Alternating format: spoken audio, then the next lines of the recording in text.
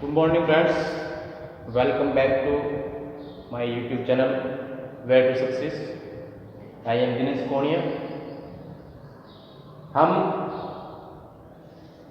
अध्ययन कर रहे थे पार्ट्स ऑफ स्पीच, जिसका परिचय मैंने आपको पिछले वीडियो लेक्चर में करवाया।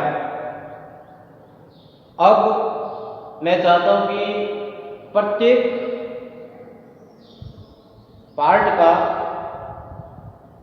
इंट्रोडक्शन हो जाए, उसकी डिटेल से थोड़ी जानकारी हो जाए,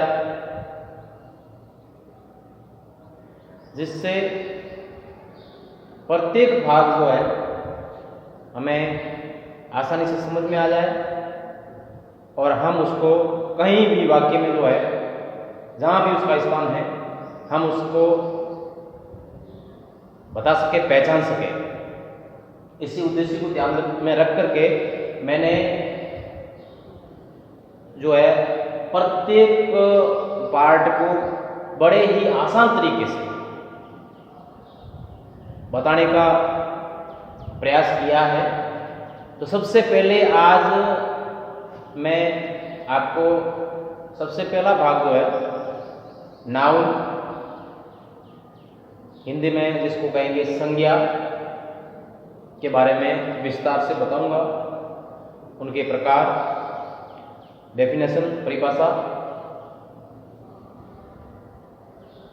संज्ञा आपको मालूम होगा, संज्ञा किसी व्यक्ति, वस्तु या स्थान का नाम को कहा जाता है। यह आपने हिंदी में पढ़ा होगा। तो वही जो है वो चीज़ इंग्लिश में भी मैंने डेफिनेशन में लिखा है, परिभाषा में लिखा है। नाउन ENM, संज्ञा एक नाम है किसका? ऑफ ए पर्सन, व्यक्ति का। प्लेस, स्थान का। और थिंग या वस्तु का। संज्ञा व्यक्ति, वस्तु या स्थान का नाम होता है। वाक्य आपने देखे होंगे हिंदी में भी और इंग्लिश में भी। तो आप देखोगे जो वाक्य में कर्ता का स्थान होता है, यहां जहां कर्म का स्थान होता है, वहां पर आपको कुछ नाम मिलते होंगे, या नाम की जगह पर उसके स्थान पे कुछ दूसरे शब्द जैसे सर्वनाम वगैरह वो मिलते होंगे।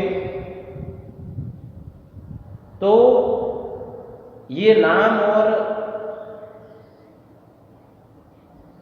ये उसके स्थान पर आए हुए शब्द जो है वो तो वैसे सर्वनाम कहलाते हैं, लेकिन नाम जो है चाहे वो किसी भी व्यक्ति का हो, रमेश, नरेश,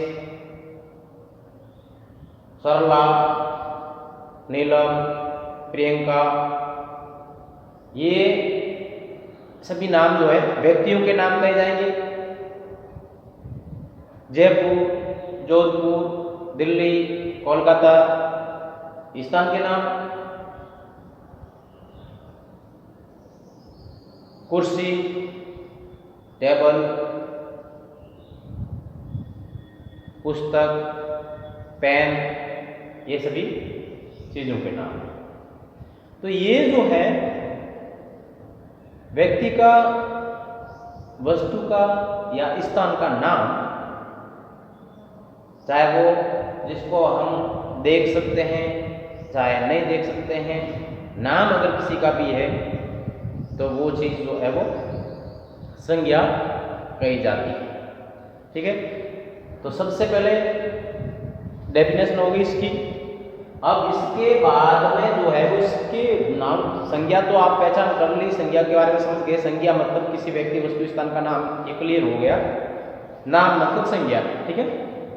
और इसका स्थान वाक्य में मैंने बता दिया आपको, या तो सब्जेक्ट की जगह पर आएगा, जहाँ सब्जेक्ट आता है वही संज्ञा होती है, या जहाँ ऑब्जेक्ट आता है, कर्म आता है, वहां संज्ञा होती है। ठीक है, या तो वहां पर संज्ञा आता है या उसकी जगह पर सर्वनाम आते हैं, जो जिसको प्रोनाउन कहा जाता है।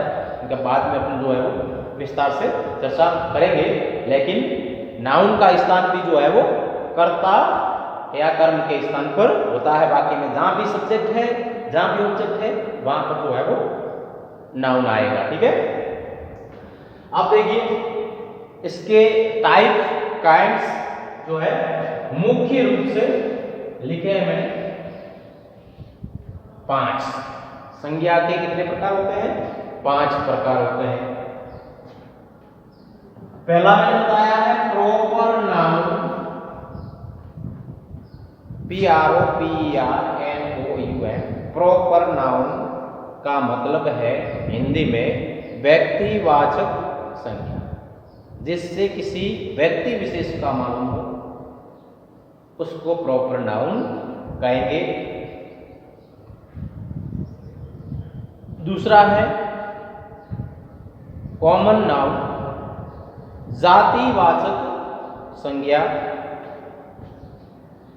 तीसरा है कलेक्टिव नाउन, समूहवाचक संज्ञा। चौथा है मैटेरियल नाउन, पदार्थवाचक संज्ञा। और पांचवा है एब्स्ट्रैक्ट नाउन, यानी भाववाचक संज्ञा। अब हम एक एक को जो है वो डिफाइन करेंगे, इसको मतलब समझने का प्रयास करेंगे, इनके उदाहरण से समझने का प्रयास करेंगे। प्रॉपर नाउन व्यक्तिवाचक संज्ञा, जिसमें नाम चाहे रमेश,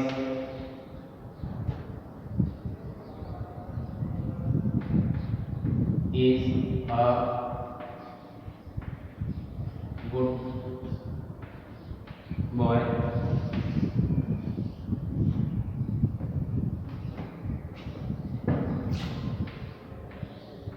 Jaipur is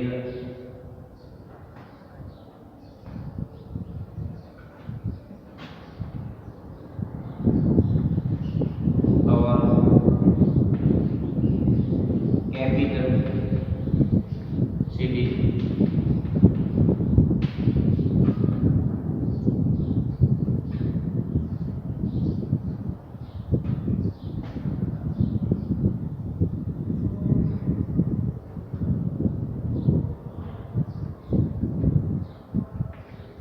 Ramayana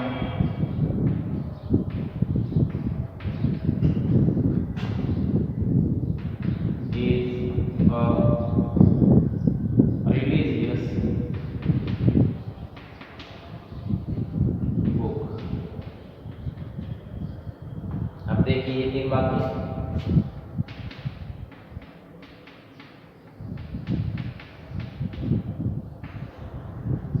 व्यक्ति का नाम, पर्सन, प्लेस और थिंग, बुक। ठीक है, तो ये इस प्रकार से जब नाम होते हैं, भले चाहे किसी पर्सन का नाम हो, किसी प्लेस का नाम हो या किसी वस्तु का नाम हो, इस प्रकार से अगर नाम दिया होता है। थिंग में भी विशेष वस्तु का नाम, किसी विशेष स्थान का नाम, किसी विशेष व्यक्ति का नाम। कहने का मतलब स्पष्ट अगर इसको करें, पार्टिकुलर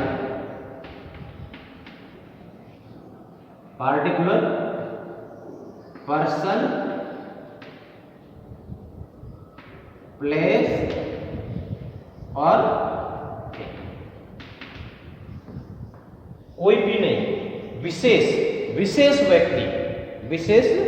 व्यक्ति या विशेष स्थान या विशेष वस्तु के नाम का जिस संज्ञा के रूप से बोध होता है वो व्यक्तिवाचक संज्ञा कहलाती है। समझ गए? किसी विशेष व्यक्ति, वस्तु या स्थान के नाम को व्यक्तिवाचक संज्ञा कहेंगे। ठीक है, अब दूसरा अपना प्रकार है वो है common noun. Common noun common noun किसको कहा जाएगा, कैसे समझेंगे इसको? तो इसके लिए देखिए common noun COMMON, common noun NOUN।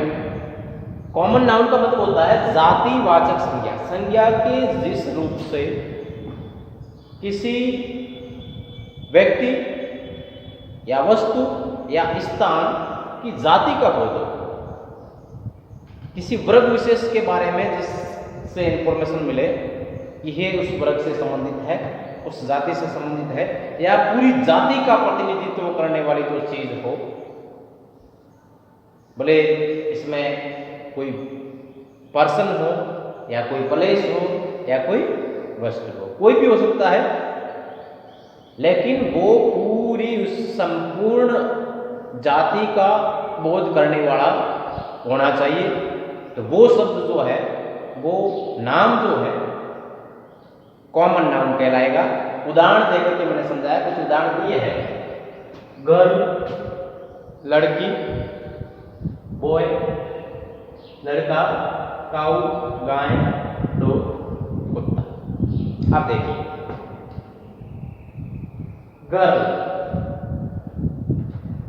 Girl मतलब लड़कियों की जाति, जिसमें सभी लड़कियां आ जाती है, चाहे वो नेहा है, प्रमीला है, रमीला है, प्रियंका है, सभी ये सभी जो है वो क्या है, गर्ल। क्या है? गर्ल। तो इन सभी से मिलकर के क्या कौन सी जाति बनती है, क्या जाति हुई इनकी? गर्ल, लड़की। ठीक है, तो गर्ल जो शब्द है वो क्या है? Common noun. ऐसे कैसे? बॉय लड़का, लड़के में रमेश, नरेश, नीलेश, विजय, ये सभी नाम हैं लड़कों के। ये तो वैसे प्रॉपर नाउन है, व्यक्तिवाचक संज्ञा में आते हैं, लेकिन ये सभी जो है नरेश, नीलेश, विजय वगैरह, ये क्या है? बॉय। सभी क्या है? बॉय, यानी लड़के। इनकी जाति क्या है? लड़के। तो बॉय शब्द जो है वो जातिवाचक संज्ञा हुई। ऐसे कैसे? काऊ गाय, गाय की जाति सफेद गाय, चितकबरी गाय, काली गाय, लेकिन ये सभी क्या है आखिर? इनकी जाति क्या है? काऊ। ऐसे कैसे? कुत्ता कोई भी हो सकता है, उसका नाम कोई भी हो सकता है, लेकिन है क्या वो? उनकी जाति क्या है? डॉग। तो इस प्रकार से वह शब्द, वह नाम जो किसी भी व्यक्ति, वस्तु या स्थान की जाति का प्रतिनिधित्व करता है, जातिवाचक संज्ञा कहलाता है। मैंने उदाहरण भी दिए, the girl is of very shy nature. Girl लड़की, सभी लड़कियां जो है वो वेरी शाई नेचर, शर्मीली होती है, स्वभाव से शर्मीली होती है सभी लड़कियां, कोई लड़की विशेष नहीं, सभी लड़कियों की जाति। The cow is very useful animal. गाय बहुत उपयोगी जानवर होता है। कौन सी गाय? गायों की जाति। गाय प्राणी जो है वो सबसे उपयोगी जो है, वो बहुत उपयोगी जानवर होता है, सभी गायों के लिए। ऐसे कैसे? The dog is faithful animal. कौन सा कुत्ता? सभी कुत्ते वफादार होते हैं इसलिए जाति के लिए। ठीक है, तो इस प्रकार से इनको जो है वो अपन डिफाइन करेंगे, आइडेंटिफाई करेंगे, समझेंगे कि ये जो है वो जातिवाचक संज्ञा में आते हैं, जो कि पूरी जाति का प्रतिनिधित्व करते हैं। फिर है कलेक्टिव नाउन। नाम से ही स्पष्ट है, कलेक्टिव, कलेक्शन। कलेक्शन का मतलब होता है समूह, संग्रह। तो इसका शाब्दिक अर्थ हुआ समूहवाचक संज्ञा। सीधी सी बात है, संज्ञा के जिस रूप से हमको ये मालूम हो कि ये व्यक्तियों का, स्थानों का या वस्तुओं का समूह है, झुंड है, संग्रह है, वस्तुओं का संग्रह है, बहुत सारी वस्तुएं हैं उसमें, बहुत सारे व्यक्ति हैं उसमें, या बहुत सारी वस्तुएं हैं उसमें, या बहुत सारे स्थान हैं उसमें। ऐसा हमें किसी भी शब्द से अगर मालूम हो तो आपको ये समझना चाहिए कि वो नाउन जो है वो कलेक्टिव नाउन है। उदाहरण में क्लास, कक्षा, अब कक्षा किससे बनती है? कक्षा आपको मालूम है समूह है, और समूह किसका होगा? स्टूडेंट्स का, विद्यार्थियों से मिलकर के कक्षा बनेगी। तो ये समूहवाचक है। क्लास से हमें मालूम होता है समूह का, और समूह किसका? स्टूडेंट्स का। ठीक है। आर्मी, अब आर्मी का शाब्दिक अर्थ सेना। अब सेना में किसका समूह होगा? सीधी सी बात है, सैनिकों का समूह सेना होगा। तो ये भी एक समूहवाचक संज्ञा हुई। ऐसे कैसे? क्राउड, भीड़, भीड़ होती है लोगों की, तो ये भी समूहवाचक संज्ञा कहलाएगी। इनके उदाहरण मैंने वाक्यों के माध्यम से समझाया है। ठीक है। फिर है मैटेरियल नाउन। मैटेरियल का मतलब होता है पदार्थ।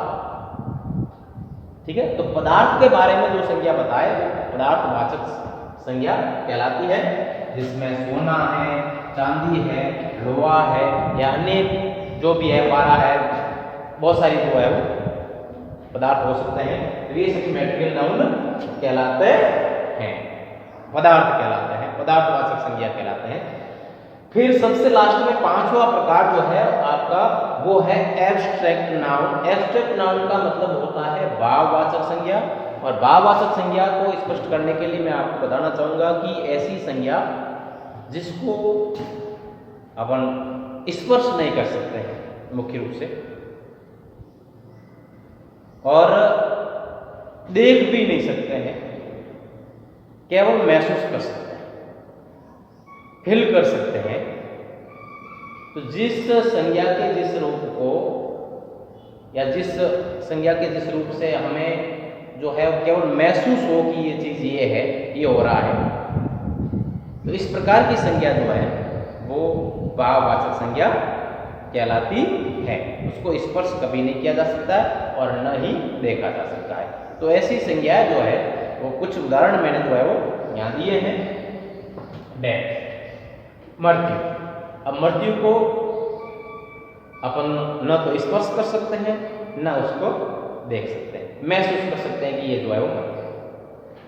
हवा को भी महसूस किया जा सकता है, देखा और स्पर्श किया नहीं जा सकता है।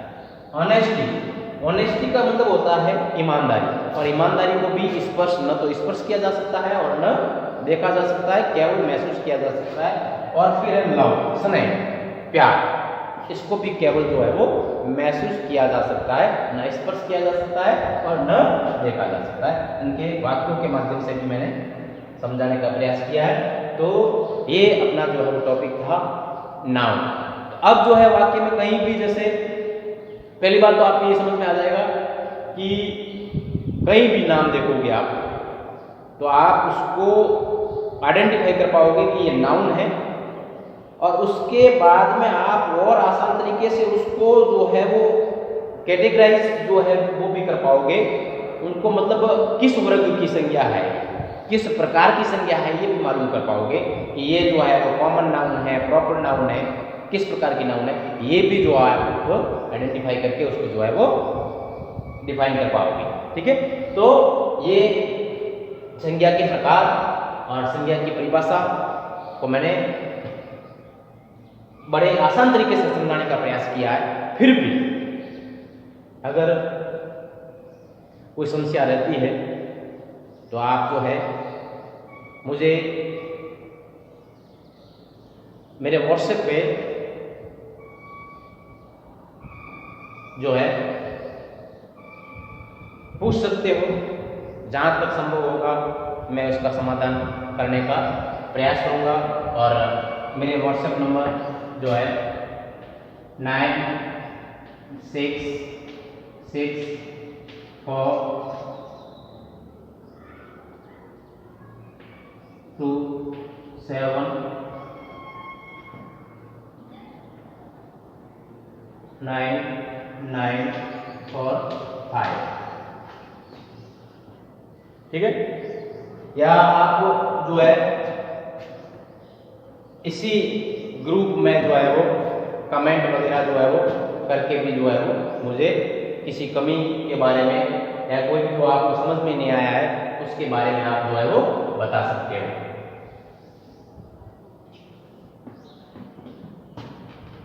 तो आज जो है वो इस नाम के बारे में हमने जाना, और कल मैं जो है आपके सामने इसका दूसरा भाग पार्ट्स ऑफ स्पीच का जो कि प्रोनाउन है उसके बारे में डिटेल से जो है वो बताने का प्रयास करूँगा।